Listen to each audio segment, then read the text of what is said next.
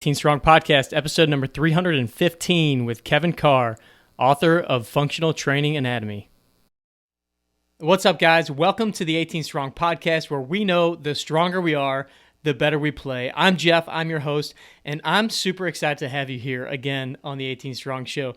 Look, if this is your first time listening, we like to say that this show is way more than just a golf and fitness podcast. In fact, in many ways, I kind of see it as a bit of a success podcast that's built for golfers. And when I say golfers, I'm talking about you. I'm talking about the everyday guy. I'm not talking about tour pros. Look, some episodes you're going to walk away with practical tips on literally how to play the game better, or solid workout tips that you can take with you and go to the gym with. But most importantly, we want to introduce you to amazing people that in one way or another will have you leaving this show stronger than when you got here today. So every guest that we have on the show has an amazing story and some sort of expertise or wisdom or message that we can all learn from to be the best on the course and off the course, really. So this podcast is about the journey. It's about the love of the game, the fun, and yes, even the struggles that all of us golfers go through that ultimately we know make us stronger in the end. I've said it before on the show. I'll say it again. 18 Strong isn't just a name. 18 Strong is an ideal. It's what we're all striving to be. It's something that we can all identify and rally around. And that's the mission here. Basically, to create a movement and a community of badasses on and off the golf course. And I don't care if you're a 30 handicap or if you're a single-digit golfer. It's about your mindset. It's about your approach to your fitness. It's about your approach to your game. And really, ultimately, it's about your approach to life in general as a golfer. So again, I want to welcome you to the 18 Strong Podcast because you are now officially part of the 18 Strong crew.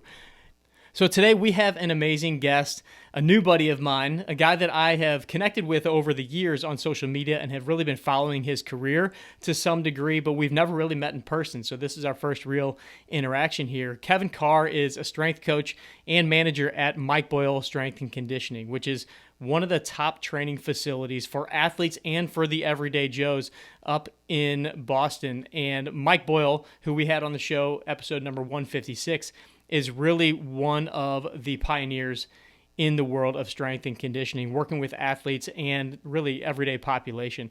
Kevin is also the co-founder of Movement as Medicine. He's the creator of the Functional Strength Coach certification, so you know that this guy knows his stuff. And ultimately, what we're really talking about today is he just authored a book called Functional Training Anatomy, which is an incredible book, and I'm going to recommend it to everyone listening to the show. I don't care if you're a medical professional, fitness professional, you're just a golfer, you're a guy that sits at a desk. This is a book written for everybody. It's basically a handbook with incredible illustrations on how you should train no matter what your level. If you're an athlete or if, like I said, you're an everyday Joe, you're a real golfer just like the rest of us. This gives you the basic fundamentals that you can take with you into the gym. So in this episode, we're going to talk about the concept of functional training and how really that term has kind of been bastardized over the last 10 years or so, and so what that really means to Kevin. We're going to talk about his experience of learning under one of the godfathers, one of the OGs under Mike Boyle in the facility up at MBSC.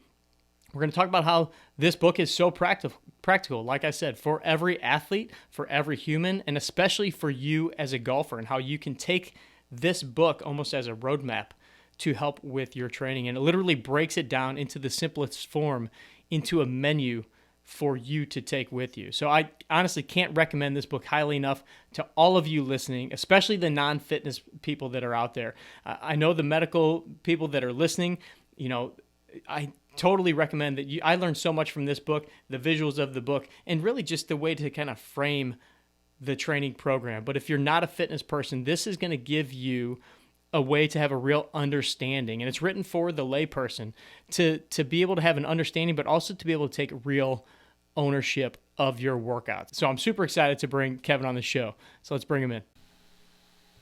Kevin Carr, welcome to the 18 Strong Podcast. Thank you for having me, Jeff. Happy to be here.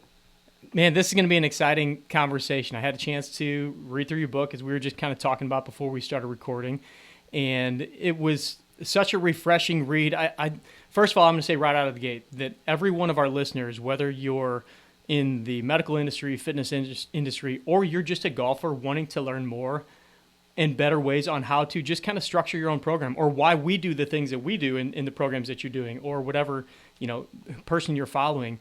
It's such a great book to get the basic principles and understanding why you do what you do. So first of all, Kevin, congrats on the book, Functional Training Anatomy. So well done. Yeah, thank you very much. I mean, 2 years of hard work and in editing. I guess this is my first published book, so a lot of learning about what goes into that process from co-authors and editors and publishers. So it felt really good to have it come out this week. So I appreciate that. Is it weird to think of yourself as an author now?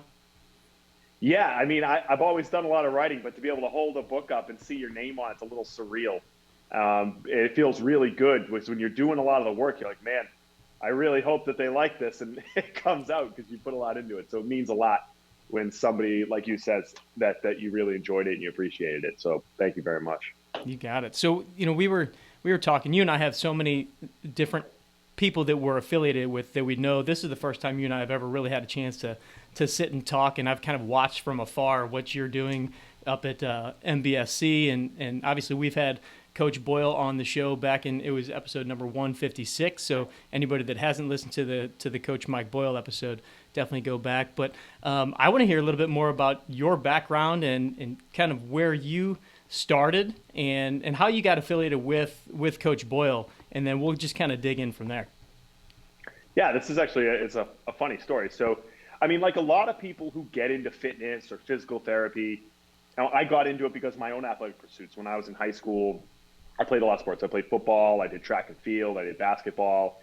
And like a lot of people, it starts with an injury, right? So junior year of high school, I had a shoulder dislocation, a labral tear. I had to get it repaired. And I had a really positive physical therapy experience.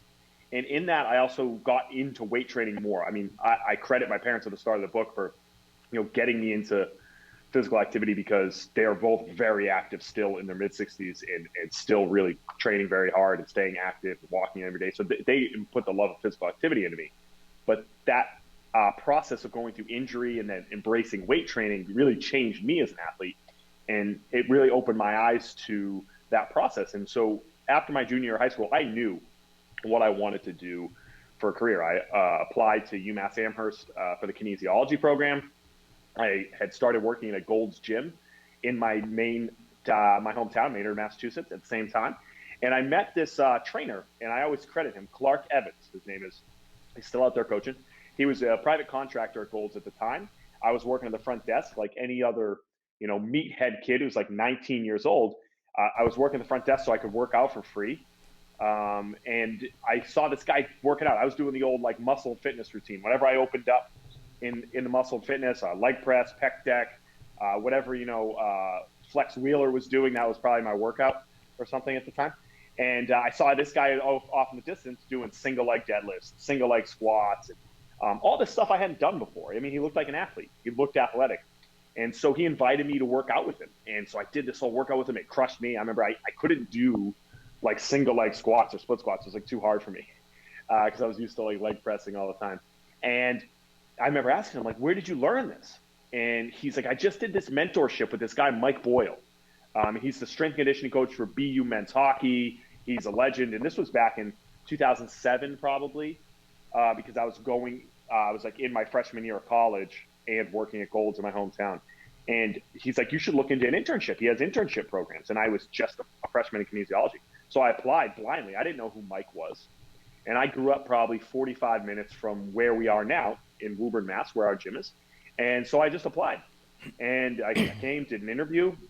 And I was lucky enough to get an internship going into my sophomore year of college. So in between my freshman and sophomore year. And I've been here since. So if you think 2008, it's 2021 right now. So I was very fortunate to start there very early in my career here. Like this was like my first real strength conditioning experience.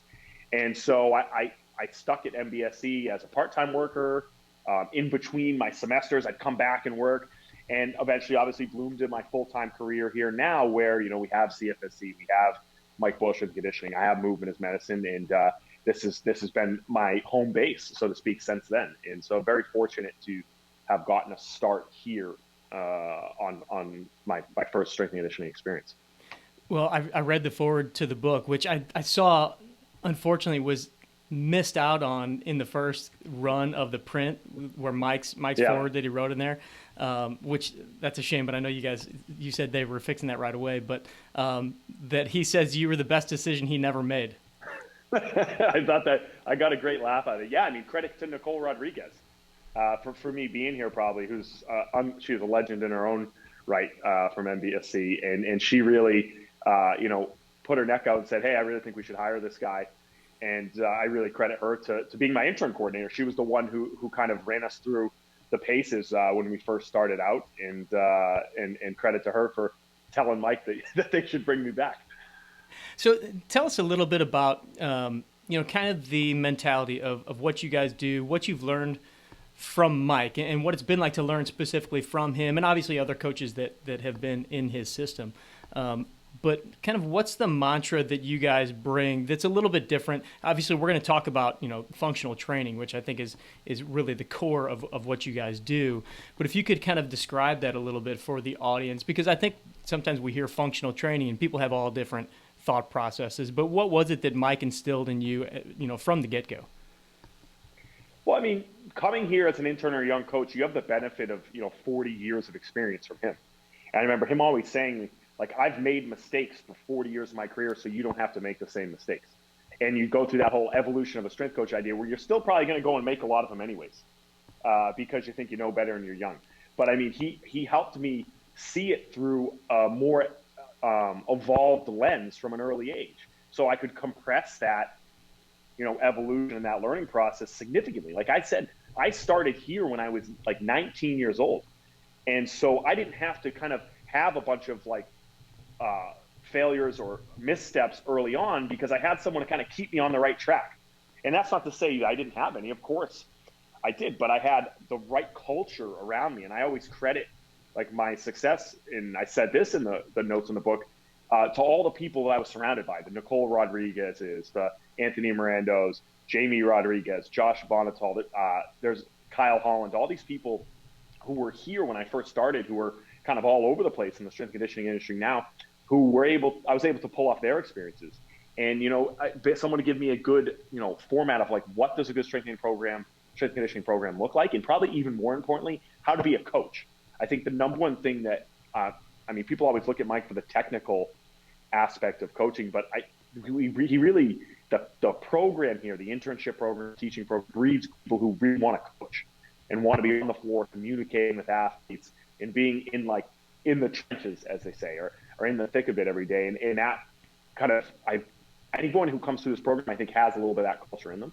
And then that, I think, sets you up for success, whether it's going to be in a privatized setting like this, where we see regular people and athletes, people from all sorts of walks of life, or if you're going to be in a team-based setting or something of that type of setting. I think it kind of builds a coaching mindset in you. And that's really what I credit a lot of the success to. And then the techniques, when people think about functional training, like you're talking about, I think it's all just developed because we want to develop the best service to the people out in the gym every single day.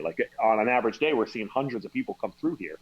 And what you see in the book, or what you see us in our staff meetings on NBSC TV, stuff like that, is really just a result of us trying to put a better product on the floor.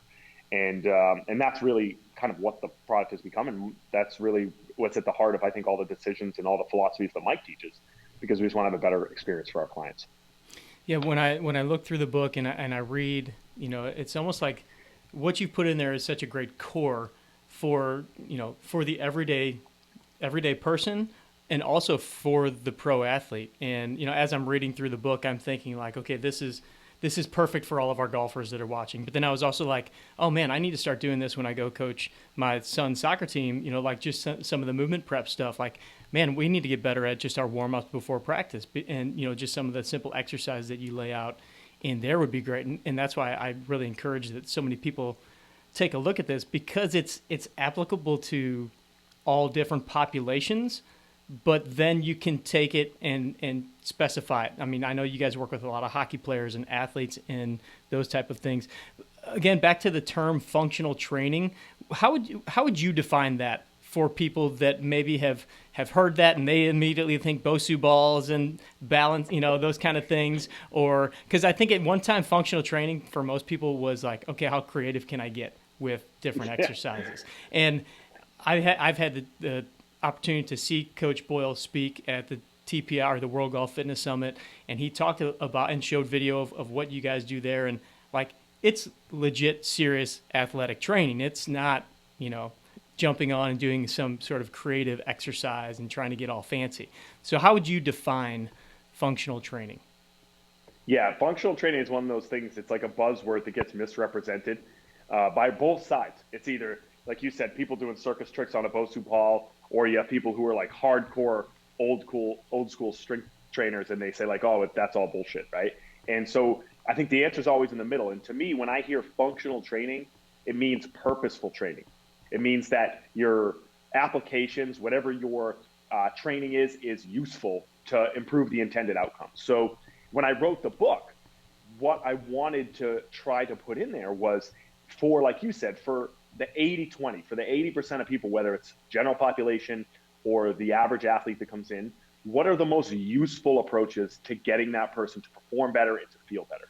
And so at the end of the day, if you're providing a program that's purposeful, that's going to improve that person's intended outcome. So if it's a Gen Pop client who just wants to feel better, be able to play with their kids, go play golf and improve their handicap and not have back pain, right? Or if it's, a hockey player who's trying to improve their performance so they can go get a scholarship, are the training approaches that you're putting in going to help them get to that goal, right? And so you have maybe the powerlifting crowd that says like, oh, functional training isn't useful. Well, for the powerlifter, deadlifting and squatting and benching is functional training because that's the outcome, right?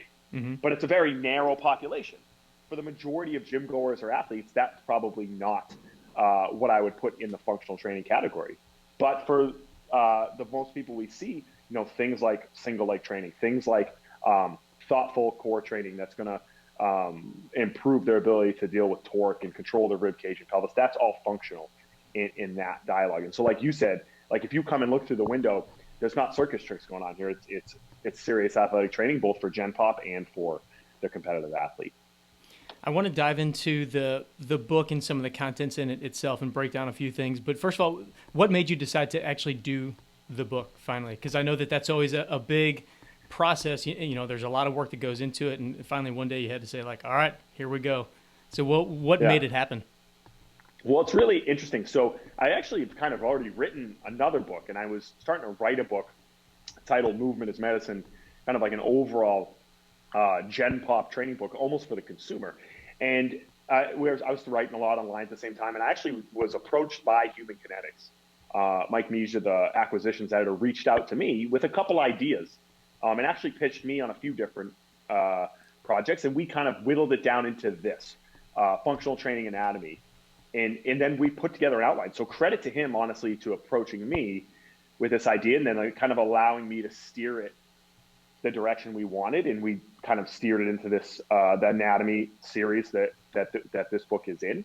And what I wanted to do when he pitched it was I wanted to be able to provide a book that I could give to one of our interns, a student in a kinesiology program or a DPT program, or even just the exercise enthusiast who wanted to know, like, why do you choose the exercise that you choose? One of the biggest questions I get when I teach a CFSC course or go to speak at a college or talk to just clients here is like, why do we choose these exercises? And why do we build a program the way we do? So I wanted to be able to get a book that could kind of provide a resource for a lot of those entry-level coaches to kind of understand the system.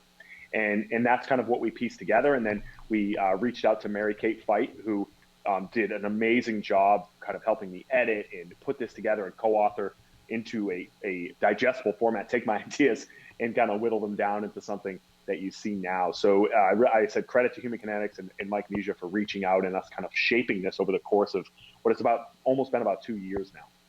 Yeah, I didn't realize that this whole anatomy series was all kind of books that are working together are all under the same umbrella. And so, I was reading your book, and then I saw at the end, and for those of you that don't know, I don't even know how many books there are. There's probably 20 different books of, strength training, anatomy, and all these, there's even an anatomy for golf or something like that by Dr. Craig Davies, which I just ordered that after reading yours, so I can read through and look at the different diagrams and everything. And it covers all those bases. So I want to kind of talk to you about, the exercise selection and things like that, because anybody that's been listening to the 18 Strong podcast will recognize a lot of what you're talking about. And obviously, I've been personally influenced by Coach Boyle, just reading online and learning from him and a lot of other strength coaches that we've had on the show. And it's almost like a collaboration of everybody that we've had on the show, and we kind of boil things down to what we feel our golfers need. And I was joking with you before you came on that, like, we could put golf on the top of your book, and I'd be like, look, this is what we're talking about. So let's just kind of touch base on a few really important key pieces on why you guys pick different types of exercises, the way that you structure things the way that you do. First of all, you talk about, movement preparation, flexibility versus mobility. And I think we've talked about the flexibility versus mobility a lot on this show. And I think a lot of our golfers kind of understand that. But talk about how you guys kind of go into the movement prep piece before your training, because I think that, in many ways, that the whole idea of a warm-up can get misconstrued by people. Some people think it needs to be this 30-minute long, big, long session. Some people think it doesn't really matter. Explain your philosophies behind kind of movement prep and how you guys structure it. Yeah, I mean, for the person coming in, if you think about the average person coming in and train, whether it's a Gen Pop client or an athlete, they're coming from a place where they're static and they're probably not moving, they're probably seated. So we want to try to set them up to be in a better position to absorb and adapt to the stresses of training. And I think the idea of doing mobility and movement prep is twofold. One, from an acute standpoint, we want them to be better suited for the stresses we're about to apply, right? I want to get, their shoulder primed, get those tissues primed to be able to better overhead press or better overhead pull. I want to get their hips moving better so that they can do some frontal plane movement, and they can be better suited to go in and do their split squats without a lot of stiffness and without a lot of stress, and to have the joints feel better, right? We know that tissues stretch better and are more elastic at a higher tissue temperature. We know that joints are healthier when we continually move them and produce synovial fluid. So from an acute standpoint, we're just getting them prepared to train, right? And we think about, you go back to the old Mark Verstegen, like, what are the three from core performance, like, what are the three goals of warm up? Increase tissue temperature, improve, wake up the central nervous system, and then prepare for the activities of the upcoming training session or competition. So we want to check those three boxes, and doing like active warm up and doing active mobility drills prepares us from that. But then also from a secondary approach, we want to think about long term. So I always say, like, this, like, good mobility work where we're actively stretching and creating tension. We're trying to improve tissue quality and joint health 6 months to a year from now. Ideally, we're going to be training with these people for a long time, not just for a short period. So getting them to build habits where they're consistently getting their hip in positions and creating stretch, getting their T-spine and shoulder in positions and creating stretch and stress to the tissue, so that tissue eventually adapts, just like it does with strength training. It does with mobility training if we're doing a good job with our approaches. So we want to think about improving not just for the short term, very important, but also for the long term by consistently building habits to get them to move better over time and to set them up to feel better and be more successful as they go. So I think it's a very important part of the program, and we always stress to our coaches that, like, that's one of the things that our clients or athletes sometimes want to breeze through. If they come in a couple minutes late, they're like, oh, I'll just kind of run in and lift, but trying to get them to think this is a recipe, not a menu.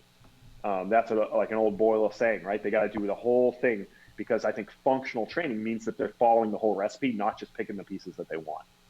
I love that. It's a recipe, not a menu. And I'll be perfectly honest. I mean, that's one of the things that in my own personal workouts, and even sometimes, because you have clients that come running in the door, and you have your plan of what you want to get done, and it's like they skip over the warm-ups, or I personally skip over the warm-ups sometimes when I want to get something done and the schedule's tight, and you lose sight of how important that stuff is.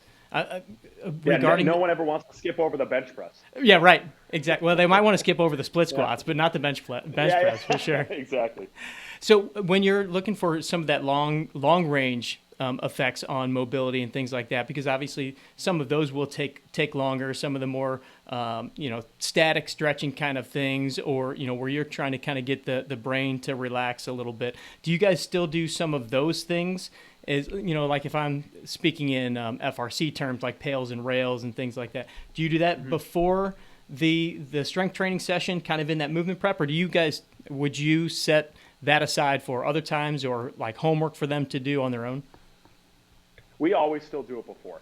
Okay. And I think the key, and you referenced SPINA and FRC, and I think the biggest thing we took out of that course was coaching stretching more effectively, right? Because a lot of people want to come in and they almost fake stretch, right? They just kind of sit in a position for 30 seconds. They try to avoid the discomfort that comes from active mobility work.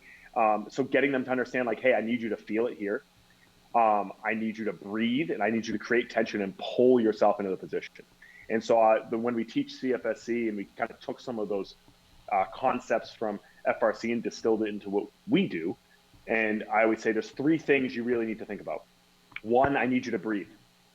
You're not going to adapt and be comfortable in a place where you can't breathe. That's just kind of a general rule for life, but it all applies to us being more effective in our mobility work, communicating with your nervous system to relax into those positions. Number 2, you need to create tension. The rules of mobility are the same as the rules of strength training. If we want to create actual tissue adaptations, you have to have a overload effect where you're actively creating tension and trying to pull ourselves further into that position to get those adaptations in the tissue, whether it's from a stretch tolerance, like nervous system effect, or from an actual elasticity effect in the tissue. And then number 3, we have to be in the positions long enough, right? The clients tend to want to like stretch for like 10 seconds and be like, all right, I'm good. And they try to rock in and out. I'll say, hey, take 5 or 6 long breaths. So you kind of accumulate that minute to get that adaptation. And so if we can get those across, we'll be warmed up and rolled and stretched in 10 minutes. If we kind of go through that, they come in, roll, we go through, think by joint, hip, shoulder, ankle, T-spine, and then we get them moving. And then, people always worry about the idea of, are you going to lose power if you static stretch before you do some sort of training activity? Because there's some old research where, people, looked at a vertical jump, stretched the hamstring for a minute, and vertical jumped again. But I could have told you that would happen. But the difference is you do an active warm-up. You start to kind of negate those things that depress the nervous system to bring the nervous system back up, but you still put your joints in a better position to do those activities. And you're creating that long-term input over time to kind of get those long-term mobility adaptations. I love that. I love you being able to break it down into those 3 things too. I want to take a quick break to jump in and thank our partners, as always, Linksole, for providing us with our gear that we're always repping here on the 18 Strong podcast. We're always wearing it out on the course. And I want to highlight 2 products today because I just got both of these in the mail and I'm super excited. First, I got another pair of the Boardwalker pants. The Boardwalker pants are so light and these fit like a glove, which I'm so excited to finally get out. It's a little bit sunny out here in St. Louis. It's going to be a little bit chilly still, so the Boardwalker pants are a perfect fit for kind of those chilly days where you're kind of in between whether you want to wear shorts or whether you want to wear pants, but these are so lightweight and functional that you can do that, and you can wear them wherever. I'm sure I'll be wearing them to the gym as well a little bit when I'm working, obviously not working out in them, but wearing them to the gym. I also want to highlight the Crew waffle sweater that just came out. This is brand new. And it's classy, but it's casual. It's kind of perfect, again, for that brisk day out on the golf course. But it's also perfect for, sticking around after your round of golf and having some drinks on the patio there, too. Because it's got that casual look to it. It's not the golf uniform, as John Ashworth likes to say. So I want you to go over to Linksole.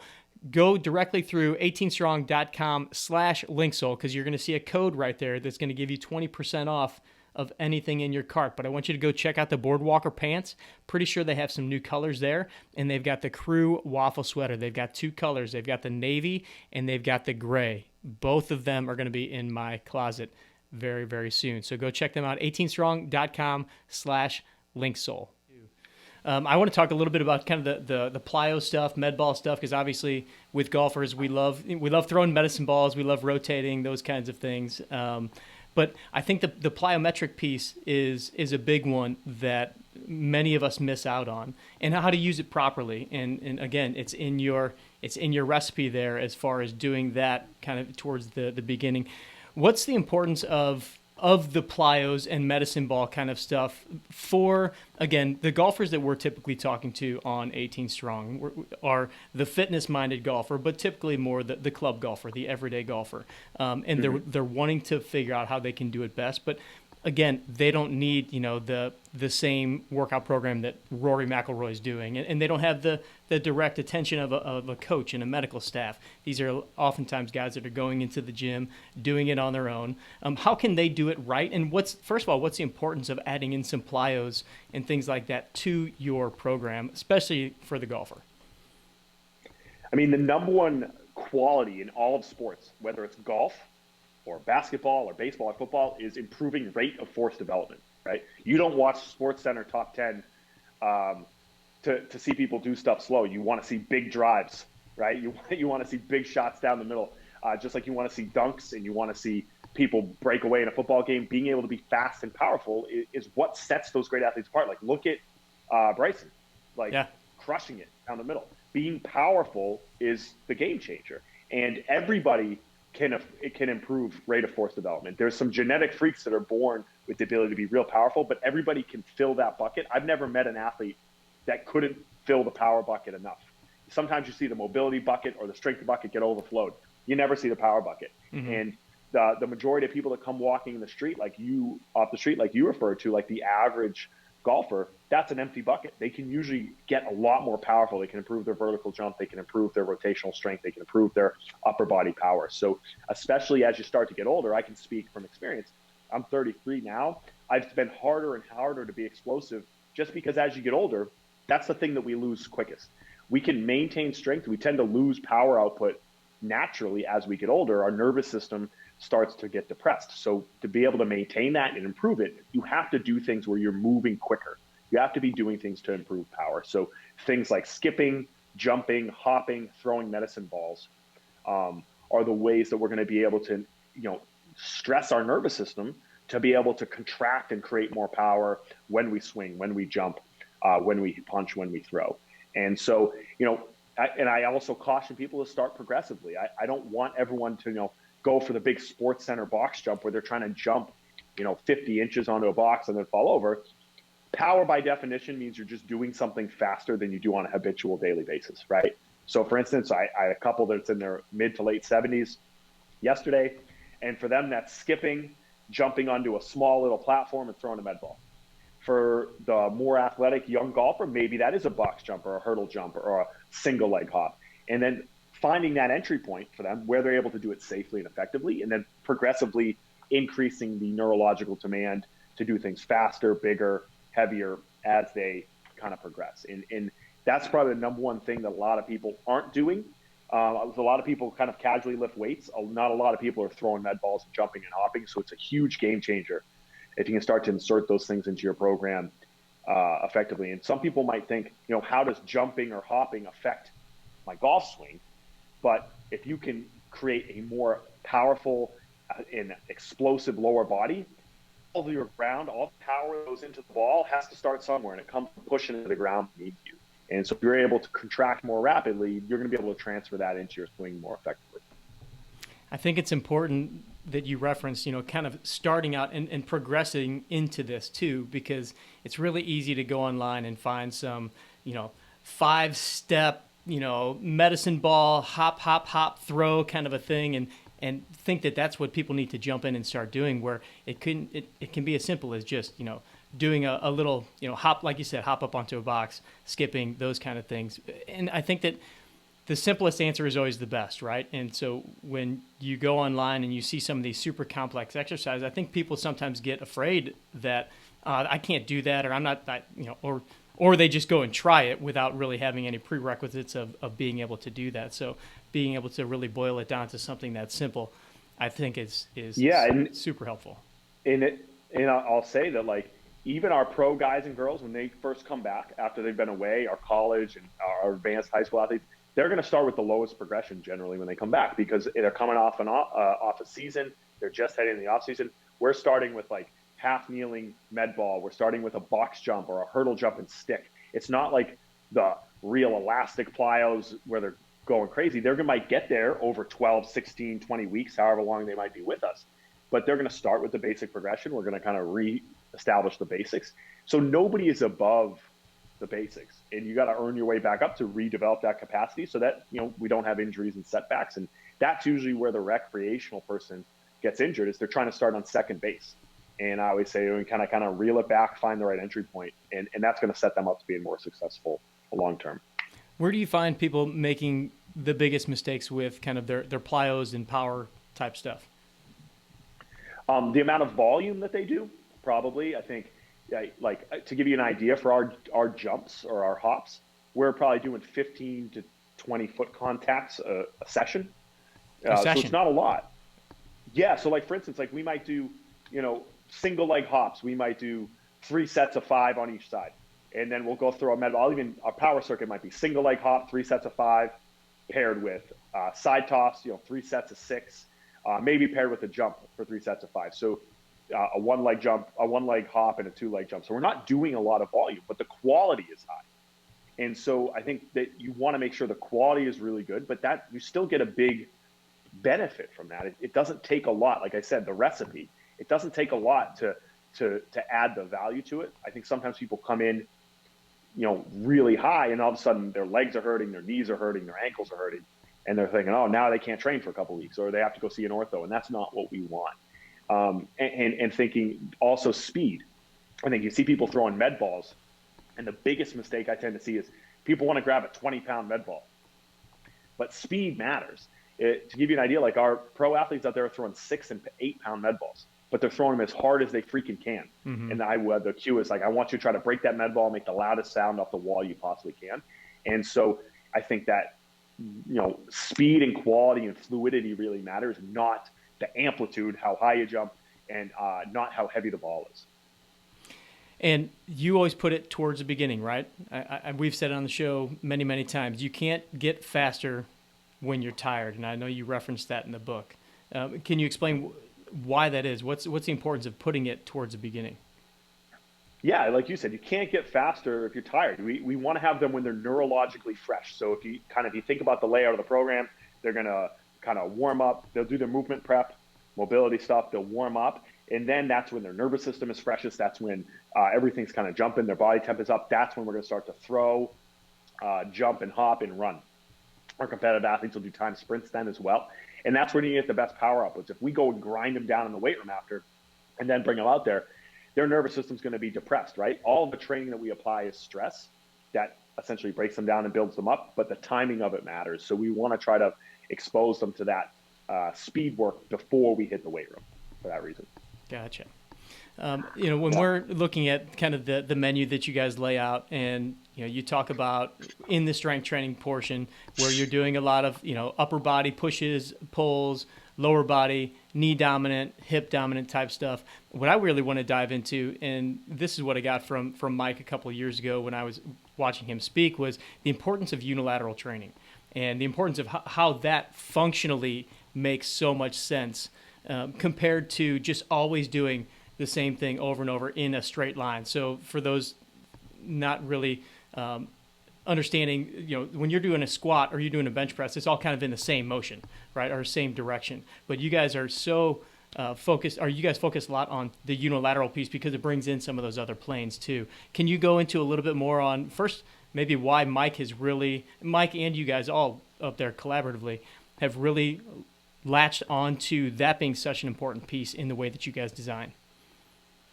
Yeah, I mean, we're built as humans to function unilaterally. There's really only one true bilateral sport activity, it's rowing. Everything else, if you look at how we're structured as humans, we function in these contralateral patterns where it's, left leg to right arm or right arm to left leg. When we throw, we jump, we hop, we bound. It's all unilaterally focused. And I think that we should, develop training programs that respect how we move.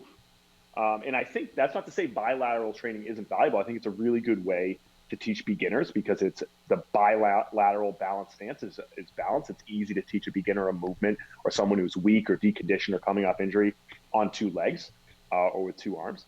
But as we start to evolve and move towards specificity, again, we talk about purposeful training and functional training towards things that are going to support their activity. So if that's everyday life for the Gen Pop client, they're going to, majority of walking, running, playing with their kids is going to be on one leg. For an athlete, even a golfer, you're never truly in a fully balanced bilateral stance. Maybe when you first start your swing, but then if you look at the force transfer as you move, you're moving from one leg to the other leg. You're transferring in the frontal and the transverse plane. And when you're on one leg, just the nature of being in a unilateral stance makes it a multiplanar activity. And that's not true in reverse. When you're in bilateral stance, it's a sagittally plane dominant, right?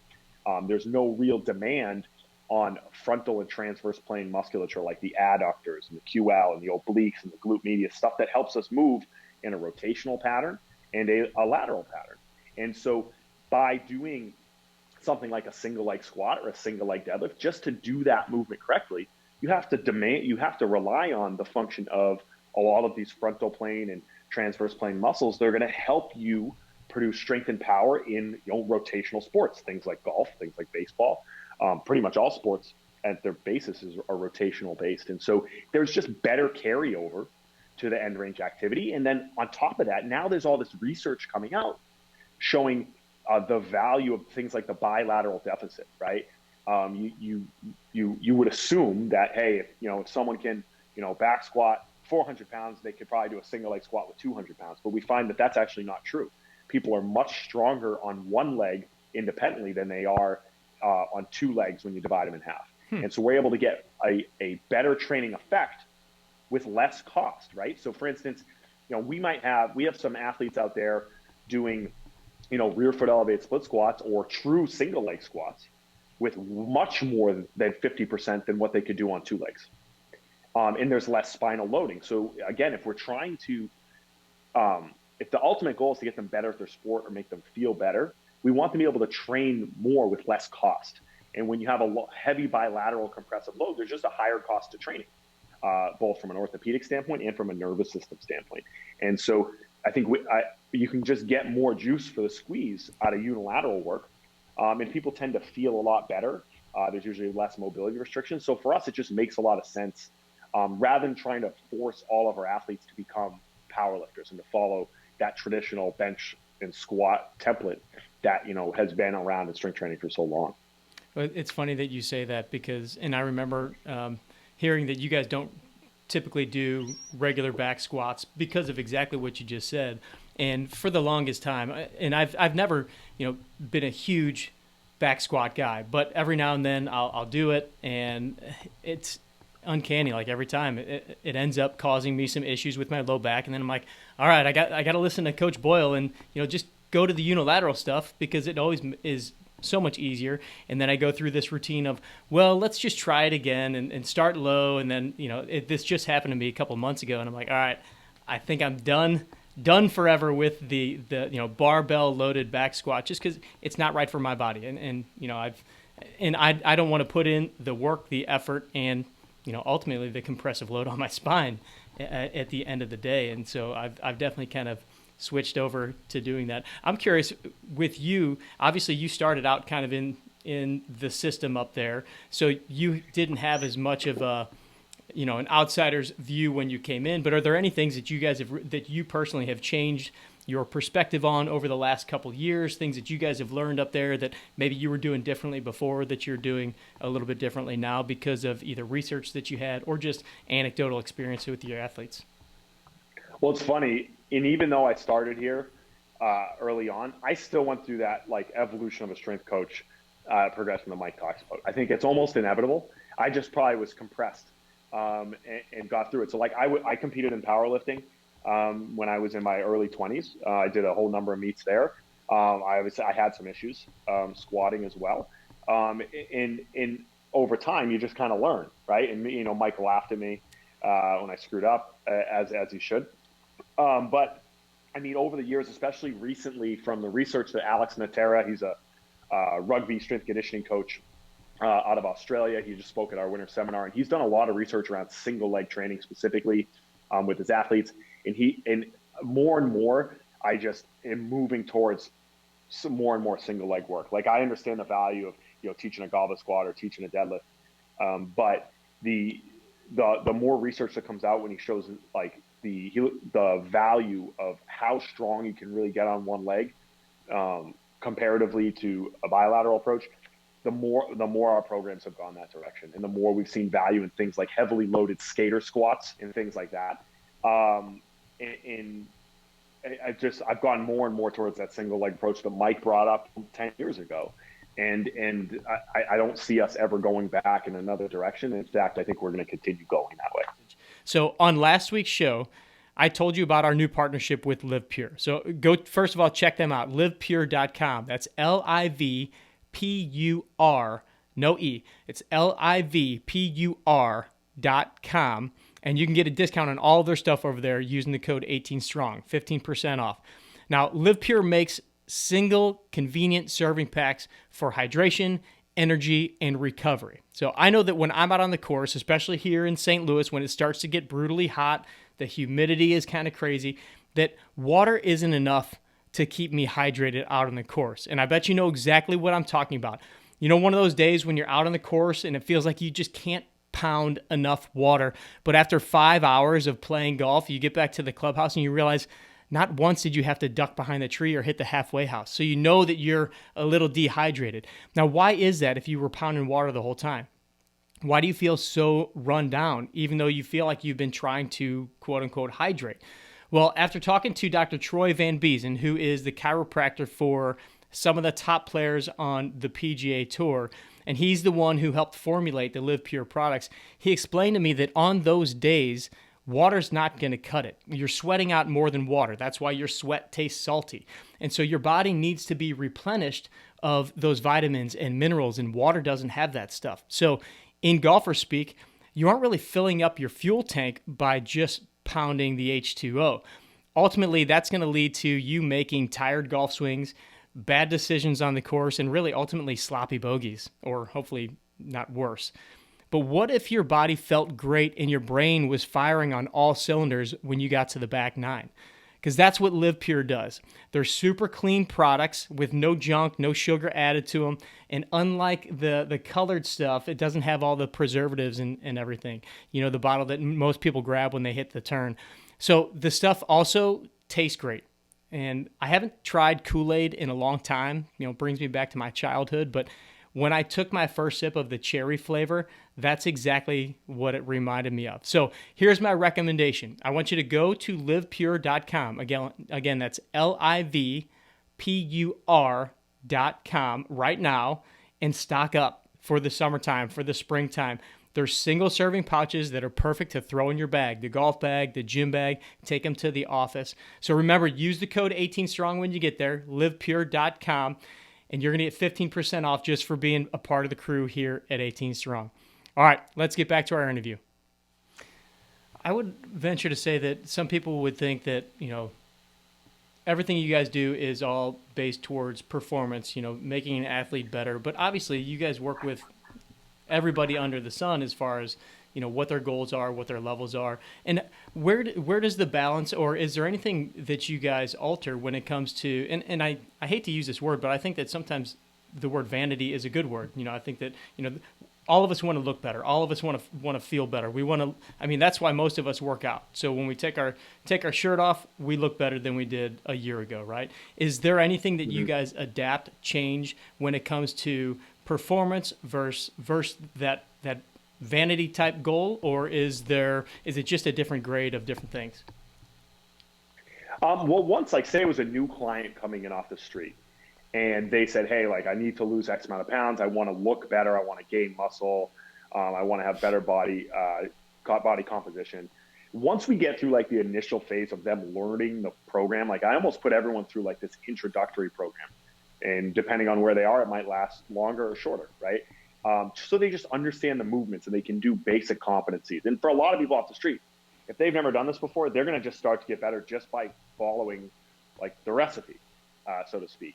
But then once they kind of get through that, to kind of continue to push them, like when you start to think about improving body composition, I mean, more things that are more calorically demanding exercises are going to be a better approach, right? So whether that's a more compound built program or things that are going to have a little bit less rest in between, but then and maybe a little bit more of a conditioning aspect, just so there's more of caloric expenditure in the work that they're doing.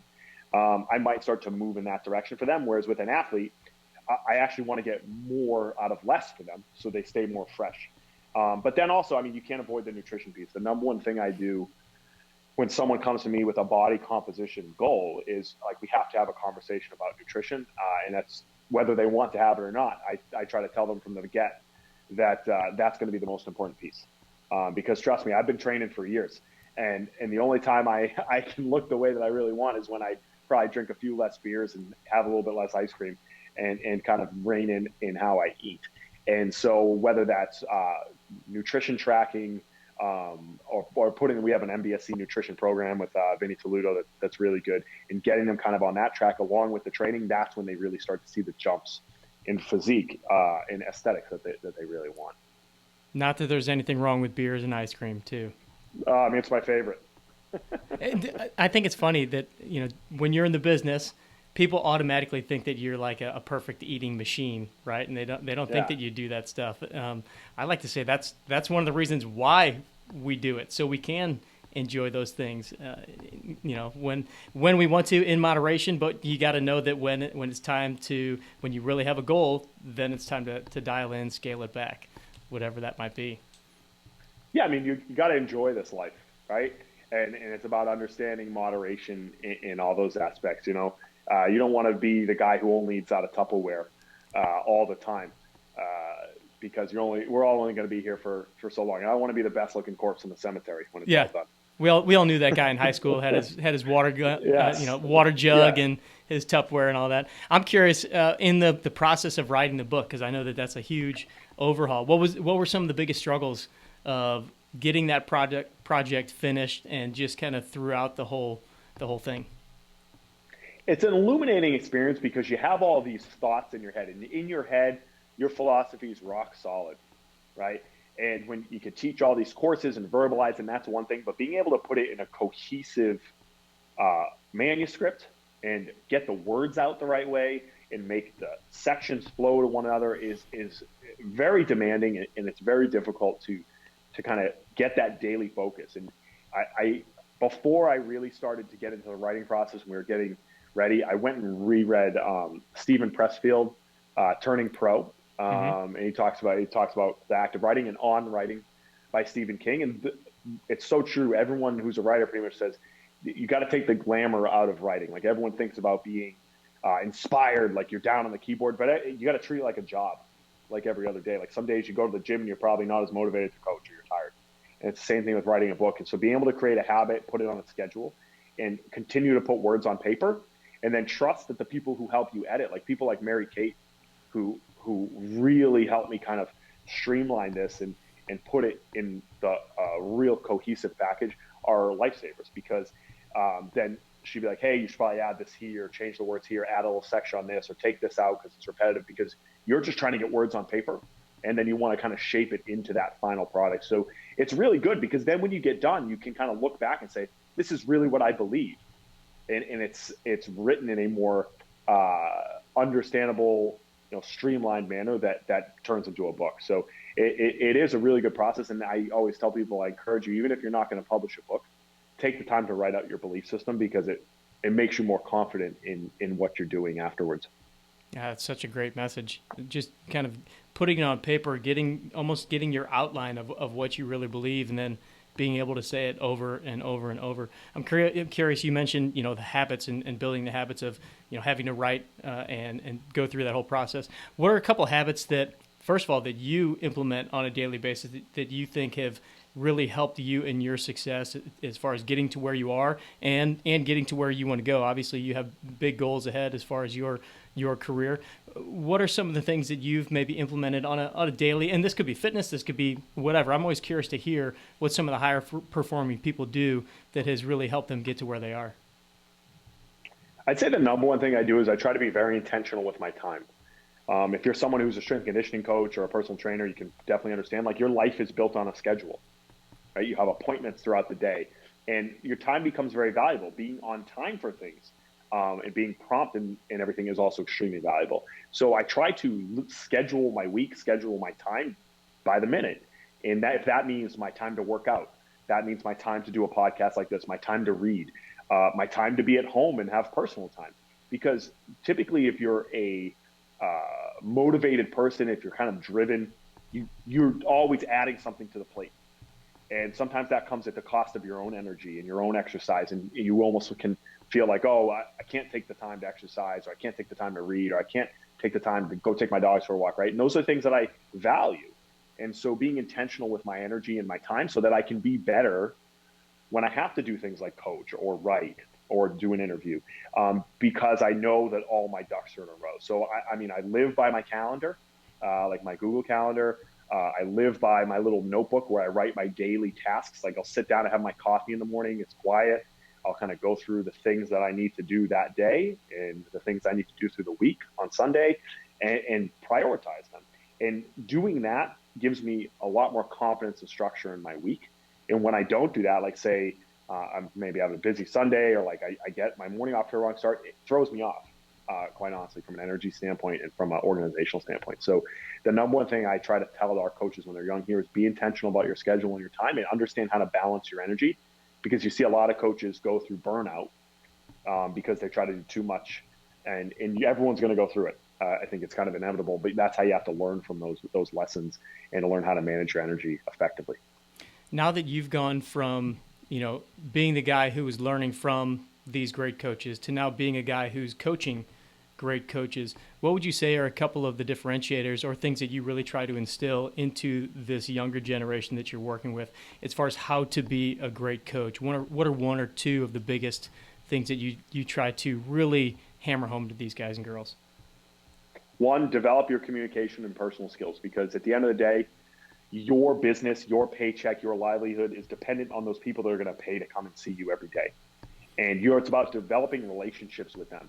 And at the end of the day, the people that come to MBSC don't come because they know necessarily about our training philosophy. Some of them do, or they hear that it's good here, but they don't know anything about functional training. They don't know about the details that might be in the book that we're discussing. They come because they love the coaches and they love the experience. And that's why they refer their friends here. And that's why this business is successful, because we try to hire good people with personalities, and we try to cultivate a culture here where, people want to be here. Because I would say for a successful personal trainer, these people are paying a lot of money to spend an hour with you. How many people would you pay $100+ to spend an hour with? Multiple times per week. So if you're not likable, that's the number one thing. Like I've seen some coaches who are really successful, make a lot of money. They might not be the best technical coaches in the world, but these people, their clients love them. And so that's a huge part of it. No matter how smart you are, you got to be able to relate to the people that come in the door and be flexible with your approach and be able to communicate. So that's number one. And then number two, from a technical standpoint, you have to have a growth mindset. You have to continue to think, I need to be better. Right? The best coaches that I know in any field, or the best professionals in any field, they don't generally say to themselves, I'm great. They generally think, I need to be better. And being able to balance being content and happy with where you are in life, but then also have the drive to think, where are my blind spots? Where am I soft? Where can I improve? Is how you continue to grow. And then you look back at a career and you've done a lot. Like for instance, we had a staff meeting yesterday. We brought in a guest speaker for Mike and for all of us. And it was like, okay, how can we improve our warm up? And we brought in Zach DeChant. He talked about what he does with his baseball program. And we were like, okay, how can we take this to make our program better? And we're going to powwow all week and meet next week and go over that. And that process where there's intentional growth from the top down from someone like Mike is really important piece of how we move the program forward and how we move our careers forward. And so I think people need to continue to chase that rabbit, even when they're, a little bit later in their career, or how quickly this field moves, you end up getting kind of left behind. That's something that I've noticed from guys like yourself, guys like Mike. I can remember being at the TPI level 2, and Al Vermeil was there, one of the most well-known strength coaches, worked with the White Sox and the Bulls and all this stuff. And he's in the back, just hammering out, taking furious notes on, the other presenters there. And it's like, man, this guy's in his 70s and he's back there trying to gain as much knowledge out of this group of presenters as he possibly can. And it just speaks exactly exactly to what you're talking about. First of all, are you a golfer? I don't even know if you're a golfer or not. You know what? I picked it back up. I played a lot when I was younger, and then, I mean, like a lot of people, when I kind of got into college and my professional life, I pushed aside, and I've actually picked it up a lot in the last couple of years again. So this is good. Awesome. All right, so I got a couple questions we like to ask everybody at the end of the show. First one, what's your favorite golf movie of all time? Oh, I mean, it's Happy Gilmore, and I'm sure you get that one a lot. I do. You know, it's funny. I get it a lot from the European guests. Caddyshack is probably the number one that I get from the folks over. But Yeah. in the strength and conditioning field, it's almost 100% Happy Gilmore. So you're right on track there. All right. If you could play 18 holes of golf with anyone in the world, a foursome, you get to pick your foursome. Who's going to be in your foursome, and where do you want to play? I mean, it would be my grandparents from both sides.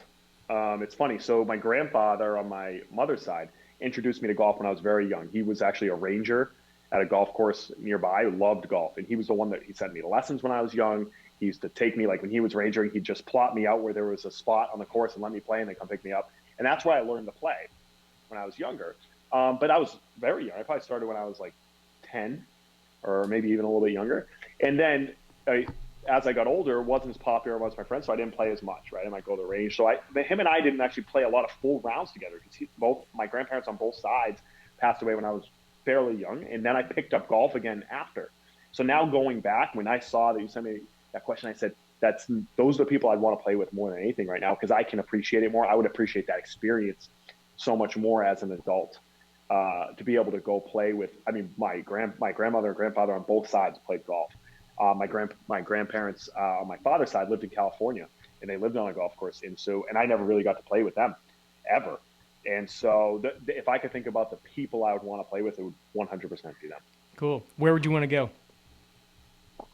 Well, I grew up playing at Butternut Country Club in Stowe, Massachusetts. That was where I learned, and I haven't played there for years. Honestly, it's not that far from here. So I would like that nostalgic experience of going back there and playing again. Awesome. Do you have one course that would be on your bucket list? Like if I said, Kevin, you can go to any course tomorrow, what course would it be? Well, I mean, Augusta's beautiful. I'd have to go there. It's hard to not say that one, for sure. Yeah, I know. What would be your walk-up song if you got to pick one going up to the first tee box? Oh, it's Thunderstruck by AC/DC. I think that's the best entrance song for like any sport. Yeah, hard to beat that one too. Yeah. Is there an influential book that you've either read recently, something that really inspired you back in the day that you would like to pass on to the audience of the 18 Strong community? And this could be fitness-wise, this could be growth mindset, this could be anything. Meditations by Marcus Aurelius, probably. That was one that was a pretty big impact on me. And then any of those Stoic books, Letters from a Stoic by Seneca as well, are both like Stoic philosophy books. They're pretty influential on me. And those are like I have a short category of books that are like I reread periodically, and those two are ones. They're good reminders because I remember I saw Brendan post this just the other day. Like, you never read the same book twice because every time you read it, they kind of have a different message to you, right? And those are two that I reread pretty frequently. So true. All right, last one before I let you go. What's the best, maybe not the best, what's a great piece of advice that you've been given by somebody else that you'd like to pass on to the 18 Strong audience? Don't take yourself too seriously. I think, the way you develop yourself, have intention, like I said, be intentional in time, try to grow all of that. But at the end of the day, you got to enjoy yourself. I think there's some people, like, if you're too uptight, you're not trying to have fun every day when you're at work and the people you work with, then it's going to be a long life and it probably isn't going to be that enjoyable. So I think don't take yourself too seriously. Try to have fun. Perfect. Kevin, where's the best place for people to find you, follow you on Instagram, social media, and obviously, where can they go find the book? At Movement is Medicine. If you want training information on Instagram, that's pretty much where we post all of it. Any of about where we're teaching, about any training information, any social media stuff is all going to be at Movement is Medicine, or my personal is at Kev_in_Carr. That would be the best place to find us. And then the book, it's available on Amazon. It's available on the Human Kinetics website. You can find them both on there. You can order. Amazon just got restocked. I know they sold out last week, but it's back stocked up, so you should be able to get that right away. Awesome, man. Selling them out already. Good stuff. That's good. It's a good problem to have. Absolutely. Kev, can't thank you enough for coming on. It was so much fun to actually finally get to see you, get to meet you, and hopefully we'll stay in touch in the future. Yeah, please. Absolutely, Jeff. Thank you. All right. Thanks for joining us here on the 18 Strong podcast. Man, what a practical episode. And I can't tell you enough how much I want you to go get this handbook that Kevin wrote. So if you want any more information on Kevin, go to the show notes. It's 18strong.com. Look up episode number 315. Now, you can go anywhere to get his book, really, but I recommend going to Amazon. Leave a review. If you get the book, leave a review. Take a picture of the book and post it up on social, post it up on Amazon, and let Kevin know how much you enjoyed it. Let him know how much you liked it. And again, guys, that's how this movement spreads. That's how our guests get the notoriety that they deserve. And I'm going to remind you of this pretty much every week here. This is kind of my mission for the year. The more that you share our guests, the more that you share our stuff, the 18 Strong podcast, the bigger this community grows. And so I can't thank you enough for listening to the show, watching the show, wherever you're listening to this. And all I ask is that you tell one friend about 18 Strong. Let's build the group. Let's build the guys that we're going to be golfing with that have the same mindset. So if you have one buddy that you know either fits the mold of 18 Strong or somebody that needs to hear the messages, needs to hear the coaches and the guests and the stories that we have on the show, I'm going to ask you to bring them here or tell them about the 18 Strong podcast, this episode or another episode that you've gotten a lot out of. All right, we'll catch up with you again next week. Don't forget to go check out Linksoul. You can get your discount at 18strong.com/Linksoul. You'll get 20% off there. And then also check out the Live Pure products. Go stock up your cart. Go to livepur.com. You're going to get 15% off for being part of the crew here, part of the movement at 18 Strong. Just use the code 18 Strong. All right, remember, the stronger we are, the better we play. We'll see you next week.